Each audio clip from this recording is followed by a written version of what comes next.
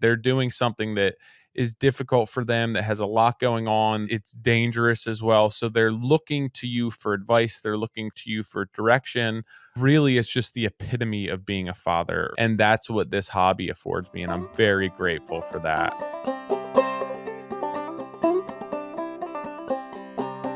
What is up, everyone? Hopefully, everyone had a good July 4th holiday. We went up to the lake. I met Rachel and the girls up at the lake. They left a little bit before me. They spent a little over a week there. I spent maybe 5 days, but it was nice to get some time away. The weather was a little bit crazy, hot, thunderstorms, very humid, but it was nice to get away. I hope all of you listeners had a good holiday, had some time away, had some time off, some downtime with the family, and then got back to work on Wednesday. It was a busy week last week. The podcast as a whole took the week off, no recordings. So we skipped a week and we are back to it this week. I just realized my shirt, well, again, it's a podcast, so you can't see it, but my shirt is very dirty. I have some maybe spray foam insulation on it. I can't tell. Maybe adhesive.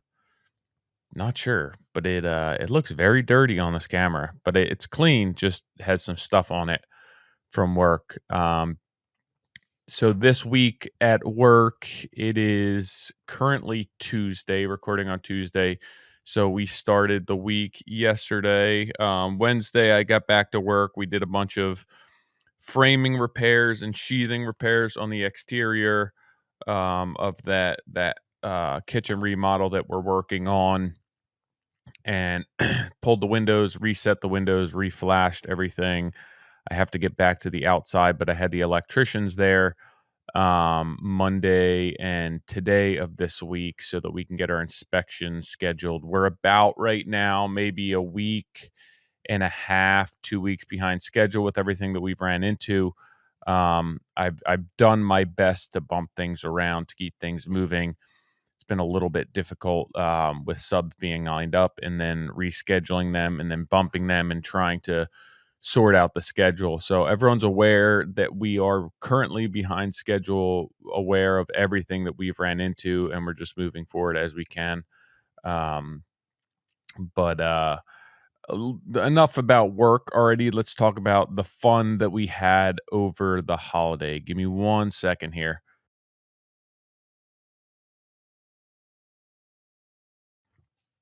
All right.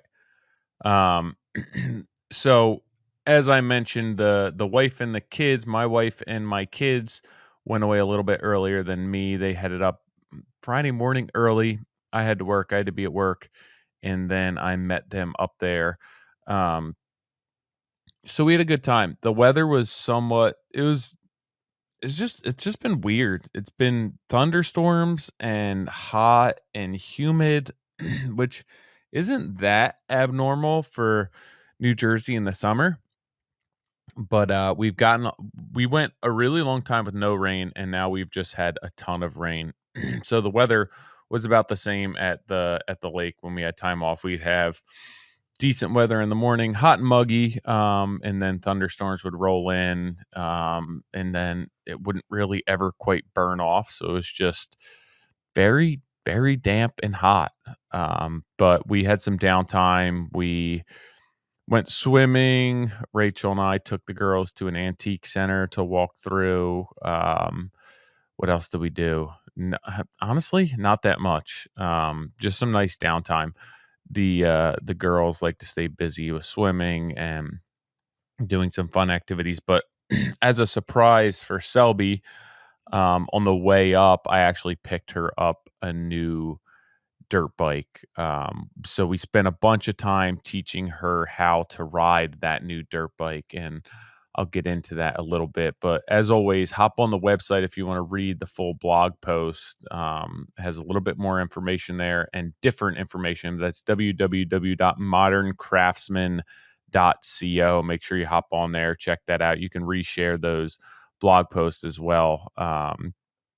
But don't forget to check that out. So Selby started riding probably when she was, let's see, she's going to be 10 this September. So maybe 7, late 6. Um, and I got her a 50cc Honda. I've always bought her bikes used because they outgrow them so fast. And the little bikes just don't get beat on that much that it doesn't make sense to spend twice the amount on a new bike and them outgrow it in a year. So I've always bought them used. Tilly is a little bit behind.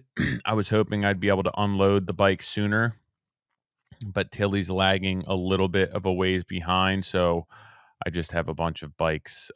Some don't fit them, some do, but Tilly's still in line. I don't want to sell anything until she either decides she wants to or does not want to ride, but we're just not quite there yet with her. 2 different children who are on 2 different schedules. So Selby started riding when she was around 7. I got her on a Honda 50 trail bike, and it didn't take her too long to get the hang of that. Once she was riding her normal bike, and then I put her on that, and she understood how to keep her balance. I put a throttle lock on there, so it would take her really long to get up to speed, which probably made riding a little more difficult because the faster you go, the easier it is. But at the same time, she was just safer. I knew she wasn't going to run into something whiskey throttling. Um, so I initially started taking Selby just around our property, around our neighbor's property, into the fields. So she had some wide open area to ride just to get her feet wet and get a hang of the throttle and balancing the bike and turning and what to do. And then once she got more confident, we ended up taking her out in the woods, which was a much larger transition that I realized. I remember the first time I took her out in the woods, it was with our neighbor, and I was thinking to myself, why the heck does she keep falling? And then I realized, hey, she's only ever ridden in the grass, in big open areas, and now I have her going down a 2-foot wide trail with trees and bumps and sand and roots and rocks and whoops and everything else. So that took a while for her to get comfortable enough keeping her feet up to move through the woods. But she got better quickly. And once she outgrew that 50, I put her on a 70cc trail bike, a Honda CRF 70, which is essentially the same thing as a 50, just a little bigger, a little more power.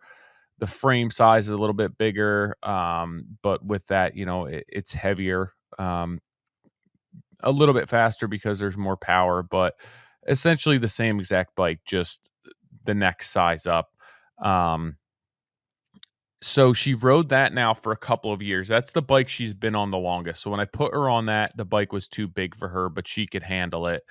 And now she's a little bit big for the bike. And I've been asking her, do you want a new bike? Do you want a bigger bike? But she just feels really good on it and she's confident on it. So I don't want to just put her on a bike that's going to hurt her confidence. She's not huge for this bike, but she's definitely on the upper end of fitting on this bike at this point. But it's an automatic, essentially as a centrifugal clutch. It has 3 gears, but there's no clutch.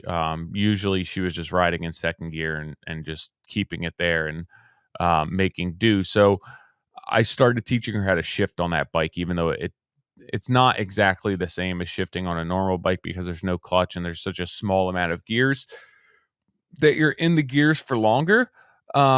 But when I started looking into new bikes for her, the options are limited at that point, especially for trail riding. If she was riding motocross, it'd be a no-brainer. Put her on a 65 two-stroke, which is a clutch and a manual transmission, and be good to go, wide open, just on the pipe, race bike, suspension, disc brakes, everything.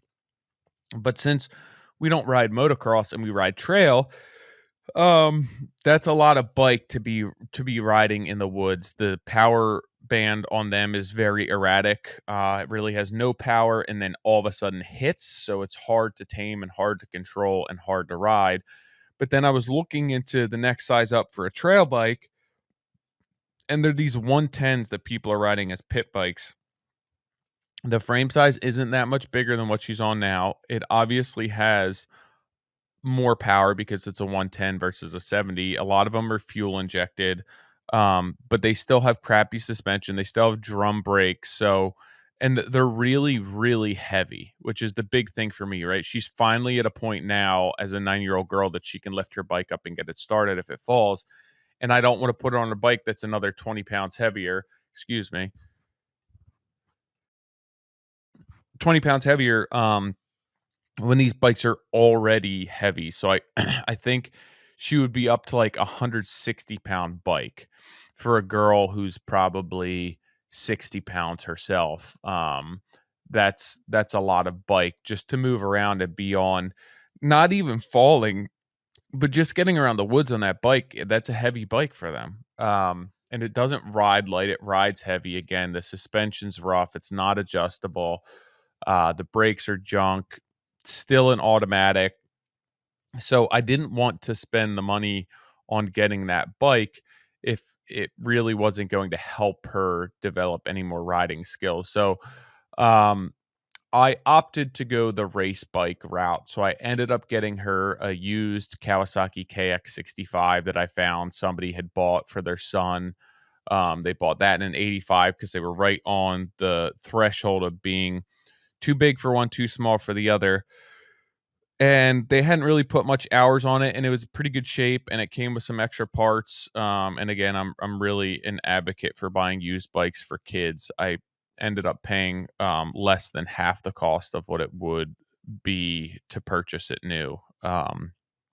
And even with the parts that I put on it, I put a new top end in it, even though I knew it didn't need it. I just wanted to get a baseline for my compression tests and a baseline as far as hours go to see how long I have on the top end and for maintenance and to see what my compression is on a fresh piston. Um, so I did all that and I still came under half price. But the race bike, the reason I went that route is I feel she would outgrow the trail bike, the 110 trail bike, that they were too heavy, the components were shitty, um, and that it wouldn't really make her a better rider. And they have some 125 trail bikes, but again, they're much bigger, too tall for her, too heavy for her, and the power kind of sucks on them. So my biggest concern with the 65 was taming this power. So I did some reading and some research, and I found that I could put a flywheel weight on that to essentially make it not wind up quite as fast and quite as erratic. So it'll lug a little better. It won't stall as easily. Easier to start with the clutch, easier to keep going, and then it's just not going to be as manic as far as the power hitting, getting on and off. So I put that in, and then I put a torque spacer in, which essentially took the reeds and bumped them closer to the air intake, um, away from the cylinder, that takes the power and brings it down lower in the power band. And then I advanced the ignition timing, which takes the same thing, robs a little bit of power up top and moves it down low for what we ride. And what she needs for the bike makes a lot more sense. So when I showed her how to ride this bike and I taught her how to use the clutch and how to shift, again, it's a manual transmission. We learned initially I put a washer in the exhaust flange, and essentially what that does is just create a smaller outlet from that engine. So the way that the air circulates throughout that pipe, it doesn't put out enough air in order for the intake to kick in and for it to get on the pipe. So it was a pretty linear way for her to learn, but the bike doesn't run that great that way. You really should adjust the jetting, and I didn't want to get into that. So I just taught her with a washer in there, which closed that port size some. Um, and then after 2 days, I took that out and she liked the bike, but honestly, it hits so hard. Like 65s are so erratic. So she's learning the clutch, but at this point she has to learn a whole new all of her gears again, because like the way we were riding it the first 2 days, the way she would be able to pull the gears was different than now without that washer in there, where the bike's very pipey. And if she wants to be smooth, she has to short shift. And the bike was just super erratic. Um, so why am I getting stuff on my I'm getting, must be some sort of sale today. Um Now I'm trying to silence my phone, or my phone on my watch, or I'm just trying to silence my watch and I don't know how to do it. Let's see. Maybe it's that bell thing. Nope, it's not that. I'll just hit the airplane mode. That'll silence it. I obviously don't know how to use my watch that well. Let's see. Maybe it's it's the mask face. Okay. Um, so when I got home, I put these parts on it and made the bike much smoother for her. The jetting was good, maybe a little rich if she rides it slow, but the bike just performed really well. She's doing really well with the clutch, learning that she is in control. She's not riding over her head, so we decided to take her out in the woods to give the new bike a shout or a shot. And she did really well. She um, was a little tentative, a little hesitant, but as she rode more, the more she progressed, the more confident she became, and she started jumping logs, and she started really controlling the clutch and going a little bit faster.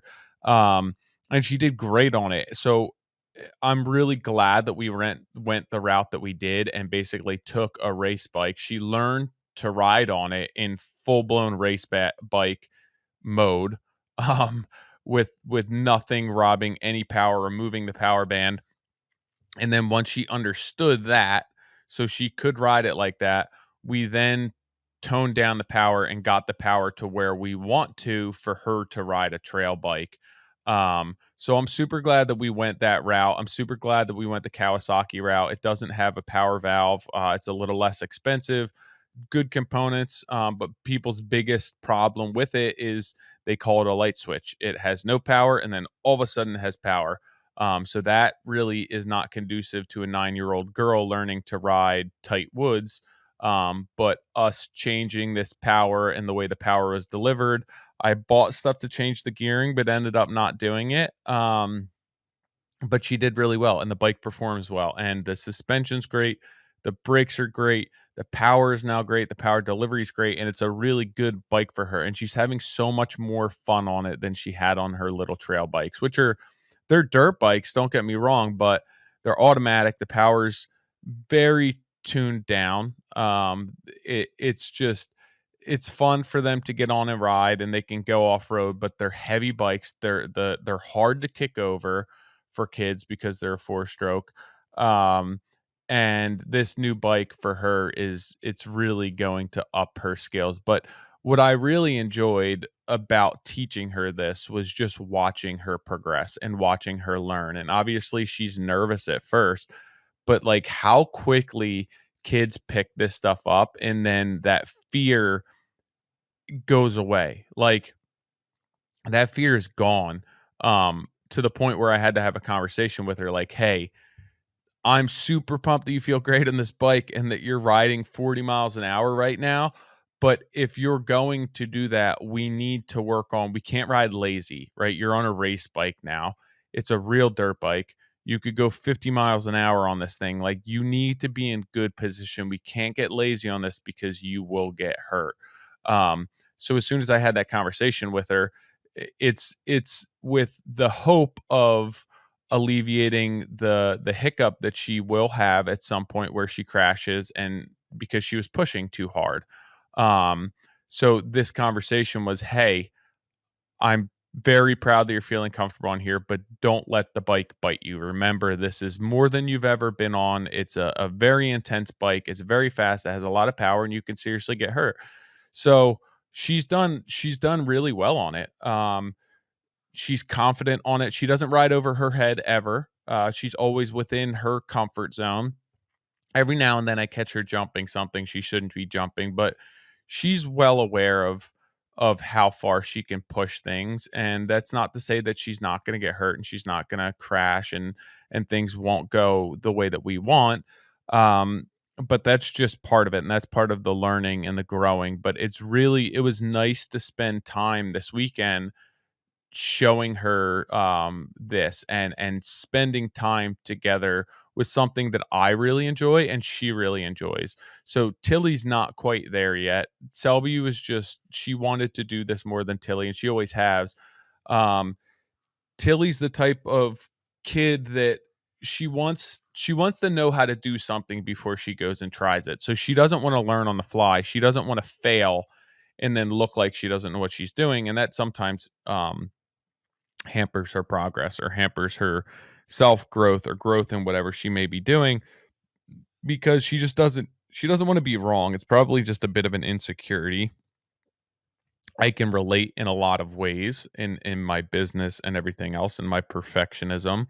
Um, but Tilly she doesn't want to make a mistake and then people say, "Oh, you don't know what you're doing," or "You're stupid," or "You shouldn't have made that mistake." So when she falls, she gets really bent out of shape, not because she's hurt, but because she thinks that people will think that she doesn't know what she's doing. Selby could care less. Selby would fall and then tell everyone that she fell because it was so much fun and because she rolled over the bars. She doesn't care what people think of her. Tilly, on the other hand, like, cares if she looks like she's doing it right or she doesn't. So she sometimes hinders what she's doing because of that. But when we got home, they started camp yesterday, and Selby started softball camp at night. So I asked Tilly, "Hey, do you want to go out and ride your dirt bike?" Because she was there. She came the one time that we were teaching Selby, and I was like, she's like, "Oh, I could do this on my bike," or "I kind of wish I brought mine." So I wanted to spend some one-on time with her, one-on-one time, and I asked her if she wanted to go out and ride. And initially she told me no, and I was mowing the lawn. And then she came out and was like, "Okay, I want to ride." So I got her dressed. We got her bike going, and then I hopped on my mower and went over to our new property. And I mowed just in the meadow there. I just mowed like 2, 3 easy loops for her so that she wouldn't get lost.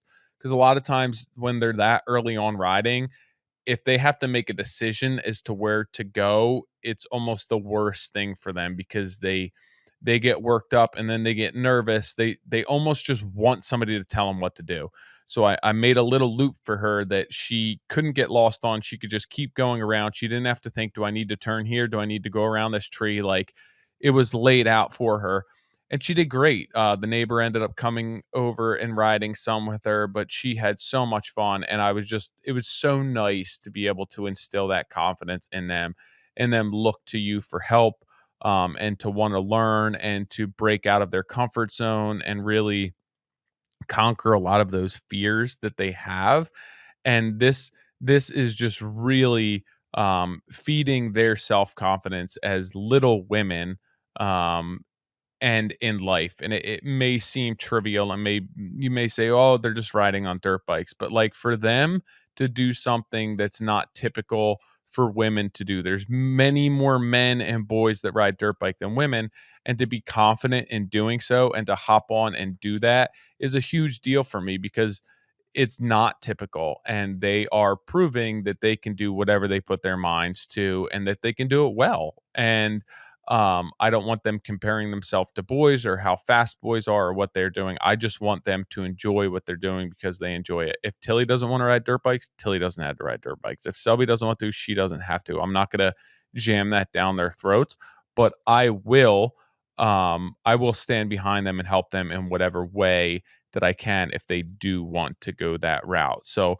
that was my my weekend with them. The highlight of my weekend, I think I was there for 5 days, 4.5 days, and 4 of the days in between weather, we took Selby out, or I took Selby out and just taught her the ropes on this bike. And I was so proud of her getting on this uncorked race bike from day 3 and 4 and just getting on the pipe and ripping this thing around. And the smile that was on her face was super exciting. And I've heard so many times when parents transition their kids from these 4-stroke trail bikes that are very linear, very easy for them to control, very user friendly, to a race bike with a clutch and gears. And they're 2 strokes at that point. They're much quicker. They make more power. They have a hit from the pipe or a power valve. It's a lot for these kids, and they're loud and they smell a certain way. So it's scary. And like, at 9, I would be scared shitless of this bike, and she's just not. And watching her get on and be able to ride this bike and learn the clutch and harness the power and the joy that that brings her and the confidence that that instills in her is really, really incredible. It was really fun. I really enjoyed it. It's the most fun I've had as a father with sports. Like, they play softball, and I really do enjoy coaching that and helping with that. But this is just them. This is them and the bike, and they're harnessing that. They're every input that they give this bike, they're noticing the output and they're making adjustments, and there's nobody that they can blame if they win or they lose, they crash, they do well. It's all on them, and that's a lot of pressure for a little girl or a little boy, and the fact that they get up and they do this. And like I said, Tilly's not there yet. Yesterday was a big step for her to want to do this herself and me not drag her to doing it. um and I'm really proud of them. But I was really, really proud of Selby for doing this, and for getting on this bike. And she's super grateful, super appreciative, and it was just so much fun. So if you guys don't have something that you do with your kids, whether it's athletics, a sport, a video game, a board game, competitions, hiking, whatever it may be that gets you um, out of your own world, out of your work life. Ideally, it's not a video game, and it's something that you guys can get outside and do together, which shuts your mind off and really allows you two or you three to unite, and spend some undivided time, undistracted time with each other. This weekend really affirmed how, or last weekend really affirmed how important that is. And I'm very grateful for this hobby that I picked up, that Selby does enjoy, and hopefully at some point Tilly does enjoy more so once she establishes that confidence, because it affords me an opportunity to spend some one-on-one time with them and to get out into nature and get out in the woods and not have my cell phone and not really care about my cell phone, not care about work, not care about everything that's going on in the real world, and just detach and be with them and be who they need at that moment, right? They're doing something that is difficult for them, that has a lot going on, that it's dangerous as well. So they're looking to you for advice, they're looking to you for direction, and they're looking for you for acceptance. And really, it's just the epitome of being a father or a mother or a mentor to somebody, where you have these kids and they're looking to you to guide them along this process. And there's no distractions. There's no being on my phone, taking customers' calls, ignoring them because I'm doing something else. And that's what this hobby affords me. And I'm very grateful for that. I always enjoy the time that I get to spend with them outside in the woods on their dirt bikes. And it really is a huge motivator for me to be the best dad that I can. So, the biggest takeaway from this blog post and podcast would be, if you don't have something like that with your kids, try and find something. And it doesn't necessarily just have to be their hobbies or yours. Um, Ideally, you find something that you both enjoy, because that just makes it a better overall experience. But try and find something that you guys can do together that detaches you from work and just allows them to be a kid and you to be a parent, in the simplest sense of that, and just enjoy the hell out of it. Because I don't know about you, but my kids are 9 and Tilly will be 7 in 3 days, and it's going very fast, and the summers are going very fast, and they're getting older, and there's going to be less time that they're going to want to spend with you. So this time is fleeting. Summer's flying by. I can't believe it's the middle of July already.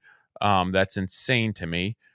When I was a kid, summer seemed like it was the longest time in the world, and I was so bummed when I had to go to school. And now it's like summer is gone in the blink of an eye. So get outside, spend some one-on-one time with your kids, leave your phone inside, turn your phone off, whatever you have to do, and just be a parent. Give them the attention that they deserve and that you deserve as well. So I hope you guys have an opportunity to do that. As always, thank you for tuning in to the Midweek podcast. I'll have some work related podcasts coming up. We're still moving along with approvals for the house. I'm knee deep in that process, going through EPA, the surveys all done. I'm going to continue to document as much of that as possible to share on my YouTube channel, which I started posting to. It's very preliminary, rudimentary, elementary, just getting my feet wet as far as getting some content filmed, editing them, just getting some stuff out there. And, maybe once every 2 weeks, maybe once a week, if I can swing it, it'll be a little mix of my own property, my own jobs, just putting content out there, that can help some people. And again, getting my feet wet as to how this goes. Doug's going to help me with a bunch of that as well. And then transferring as much as we can of this and Modern Craftsman over to that. But you can check that out as well on YouTube if you haven't. I will be posting more stuff to that as I progress more in the house build, because I'll be able to set up stuff over there, film over there, and produce it over there where I'm not doing it on the job site where other people are working, people are living. It's a little more difficult. So the house build is going to give me a really good opportunity to film as much content as possible and really document what I'm doing and why we are doing it. So check that out. Check out our website, www.moderncraftsman.co. Hop on iTunes, any of the other podcast platforms. Leave us a review. It's very helpful. I don't mean to hound you guys about that, but essentially this podcast is free to everyone because of things like that, because it proves value to our sponsors and the people who pay us to do this podcast.